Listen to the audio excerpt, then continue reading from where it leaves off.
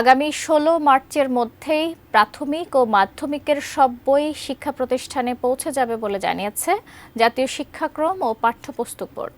এনসিটিবির chairman অধ্যাপক doctor A K M. Riazul Hasan জানিয়েছেন, যে সকল ছাপাখানার অসহযোগিতার কারণে চলতি শিক্ষাবর্ষে শিক্ষার্থীদের বই পেতে দেরি হলো, সেগুলোকে কালো তালিকাভুক্তির কাজ চলছে।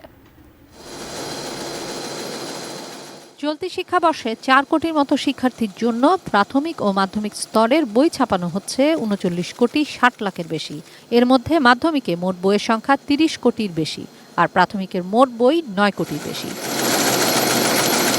শিক্ষাক্রম পরিবর্তন, পাঠ্য বই পরিমার্জন সহ কিছু সমস্যার কারণে শিক্ষা বিভাগ থেকে আগেই বলা হয়েছিল এবার বই পেতে কিছুটা দেরি হবে, তবে শিক্ষার্থীরা বই পাবেন জানুয়ারিতেই।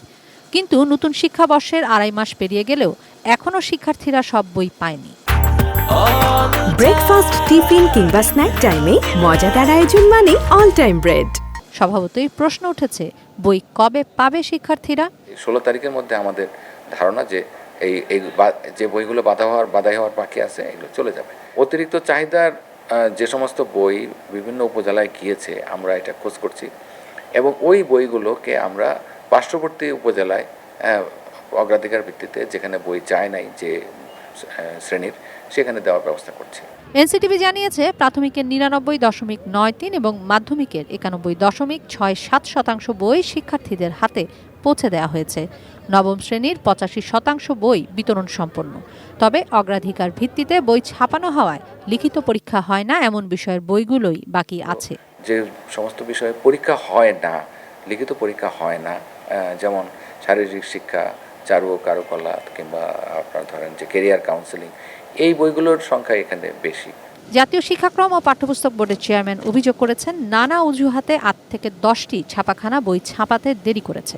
কয়েকটি প্রেস আটকে আছে, প্রায় ৭-৮টা প্রেস, যারা প্রকৃতপক্ষে এরা যদি সামান্য কিছু উদ্যোগী হতো তাহলে কিন্তু এটা করতে পারতো। তারা ওই নিম্নমানের কাগজ খুঁজছে, কম মজুরি বাধাই খুঁজছে, এই রকম কাজে তারা লিপ্ত রয়েছে আমরা দেখতে পাচ্ছি। তো এদের তো আর কাজ দেওয়ার কোনো সুযোগ নাই। আমাদের শিক্ষার্থীদেরকে ক্ষতিগ্রস্ত করে বছরের পর বছর এদেরকে কাজ দিয়ে যাব, এটা হতে পারে না। আগামীতে সম্পূর্ণ ভার্জিন পাল্প ব্যবহার করে অফ হোয়াইট কাগজে বই ছাপানো হবে বলে জানিয়েছেন এনসিটিভির চেয়ারম্যান। এটা থেকে মুক্ত হওয়ার জন্য আমাদের সরকারের চিন্তা হচ্ছে আমরা অফ হোয়াইট কাগজে যাব। তারপরেও বাঙালির বুদ্ধিতে কোনো শেষ নাই, সেই জন্য আমরা চাচ্ছি যে এনসিটিভির যে লগো সেটাকে জলছাপা আকারে দেওয়া যায় কিনা এই অফ হোয়াইট কাগজ। কিশোর জাহান, এটিএন নিউজ, ঢাকা।